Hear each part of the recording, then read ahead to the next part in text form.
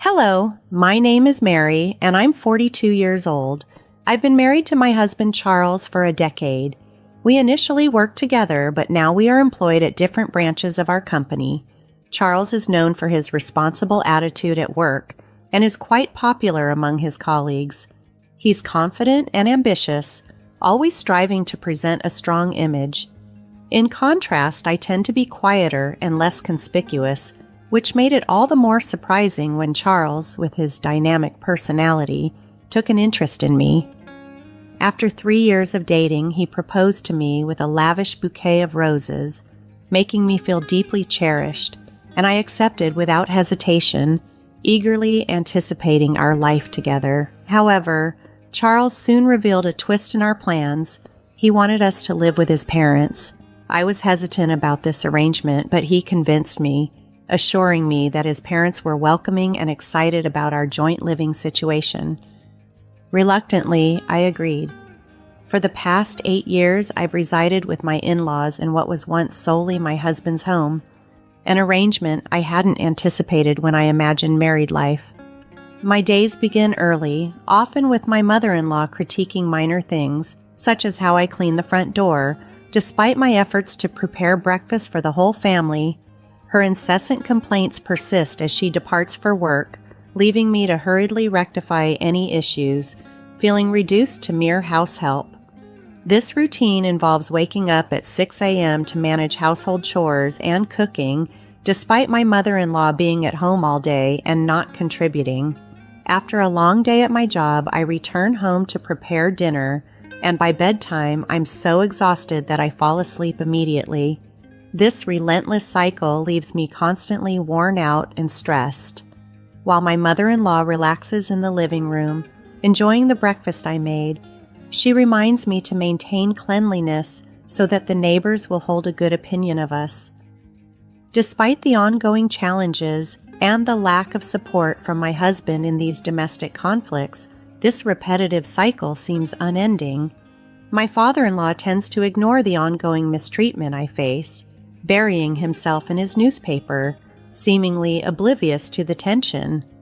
Ever since I moved in with my husband's family, the relentless stress has taken a severe toll on me. I've lost significant weight, and even my menstrual cycle has ceased, making it impossible for us to conceive.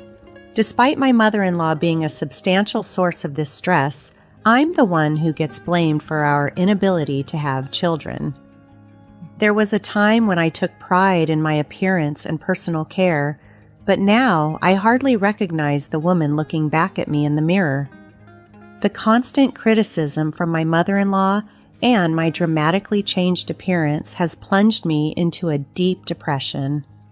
I've grown so accustomed to yielding to her demands that I've become completely submissive, feeling numb and lacking the energy to even think about leaving.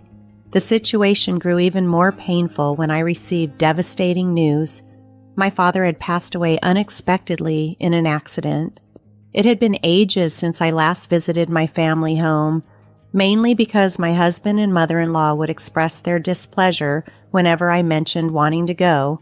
Filled with regret for not spending more time with him, I knew I needed to attend his funeral.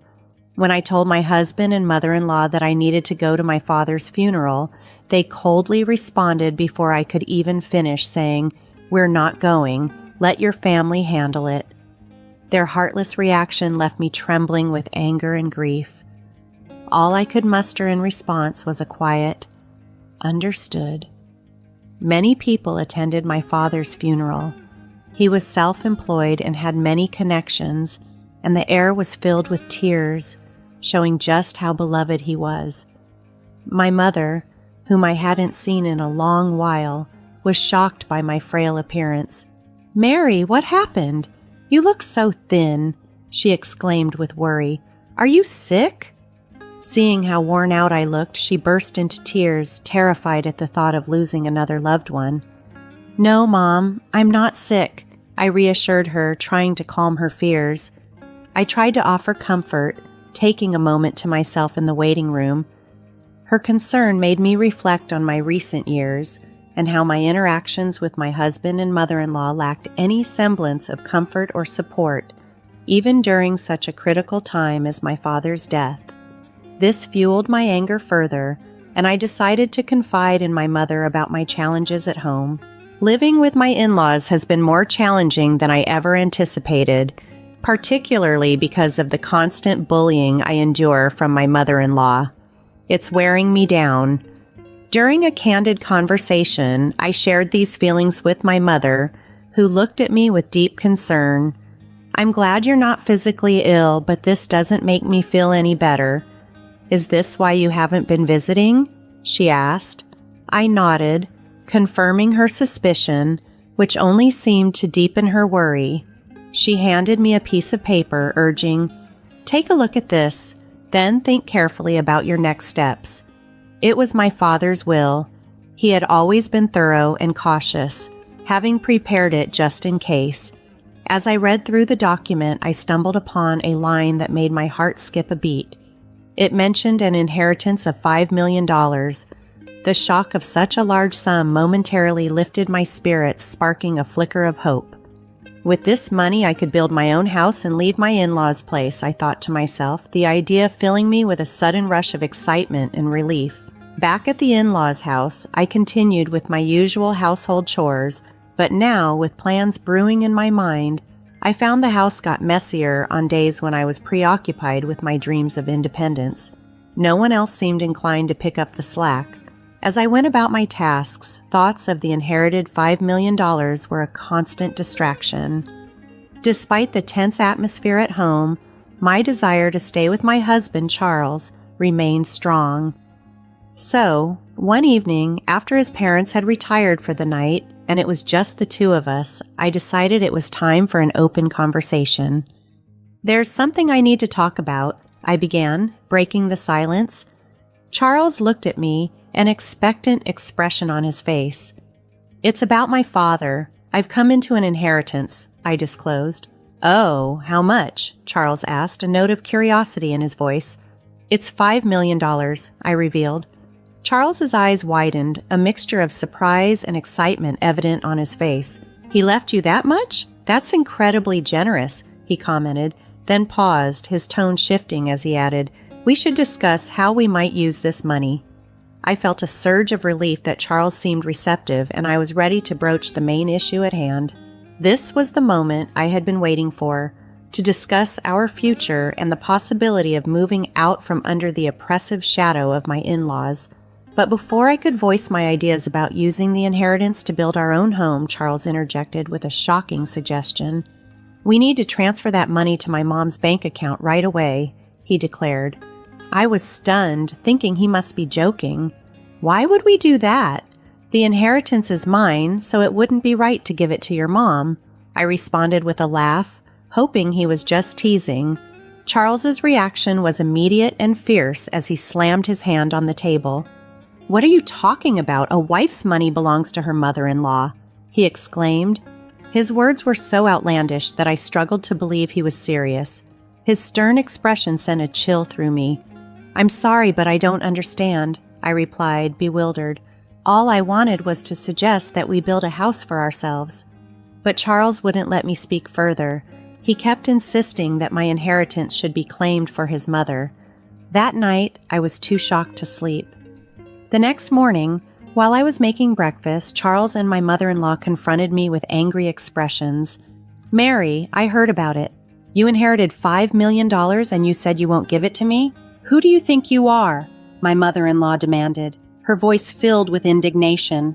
Already aware of the inheritance through Charles, my mother-in-law was adamant. "Stop arguing and transfer it to my parents' account now. A daughter-in-law's money is our money," she asserted. Their intent to seize the inheritance at any cost was unmistakable, and no matter how much I objected, they continued to pressure me. Eventually, I fell silent. That's when Charles produced a piece of paper. "You're getting carried away because you've come into some money.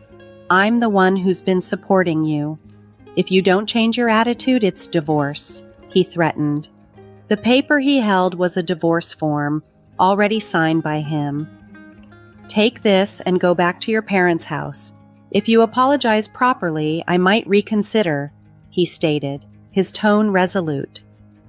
As I took the divorce form from Charles, a rush of memories overwhelmed me.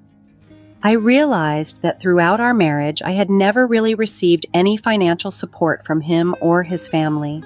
I had been contributing equally to our living expenses, and yet all the household chores fell squarely on my shoulders. Despite my tireless efforts, they had consistently treated me poorly.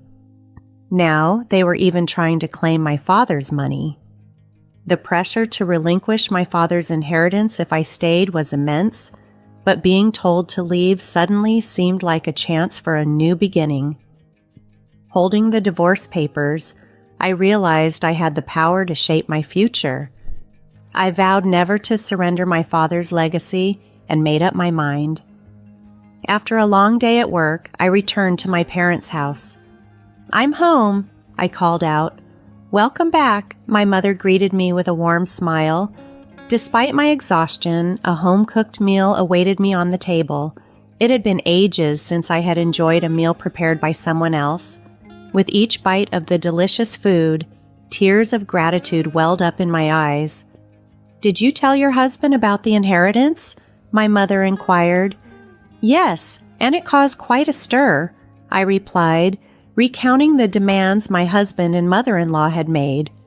My mother listened, speechless at the shocking revelation. "The inheritance belongs to you, and you alone should decide your future," she comforted me gently as I cried. After being cared for at my parents' home for a week, I decided it was time to return to my in-laws' house, armed with a renewed sense of strength. "Well, I'm heading back now. Take care," I said confidently, no longer afraid to face the challenges there. As soon as I returned, my husband and mother-in-law confronted me with stern expressions and crossed arms.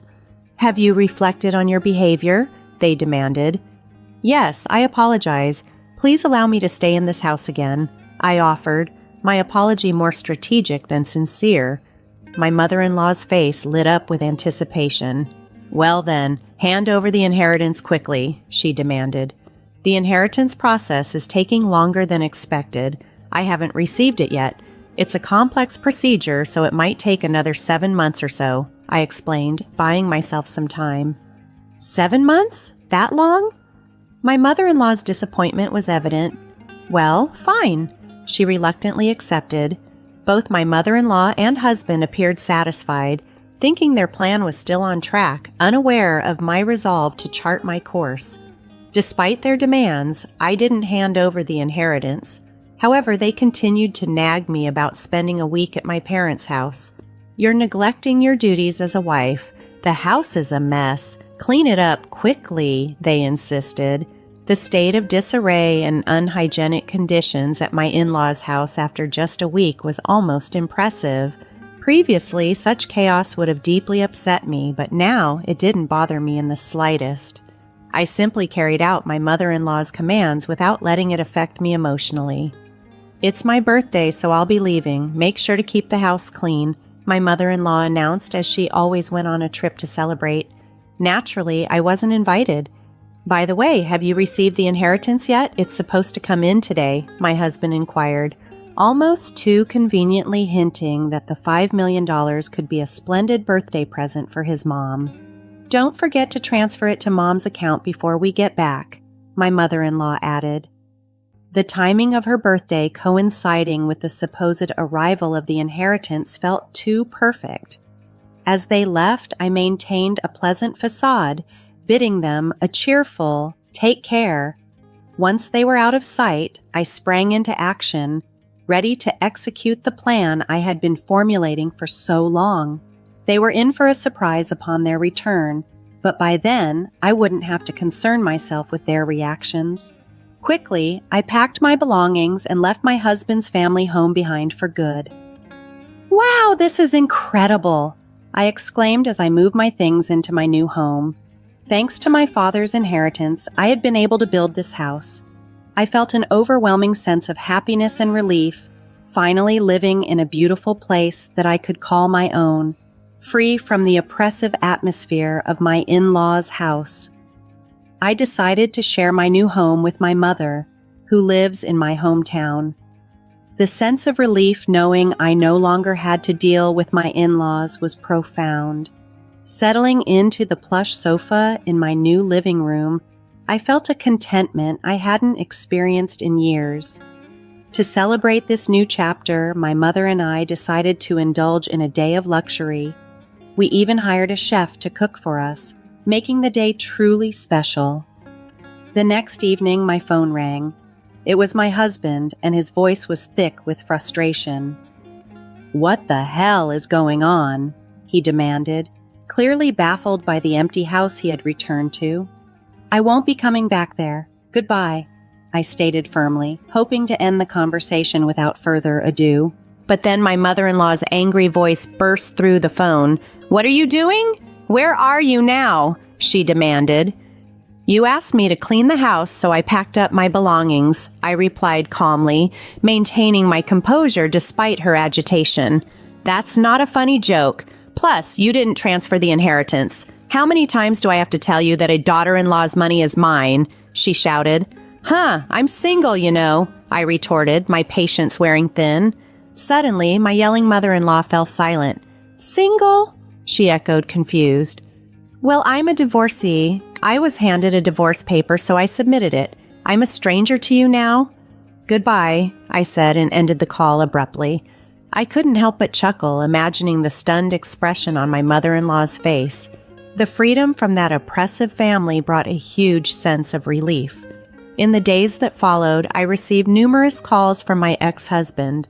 Whenever I had some free time, I deliberately answered the phone and calmly ignored the insults hurled by my ex-husband and ex-mother-in-law. I made sure to record all these calls. With the recordings in hand, I decided to seek advice from the police.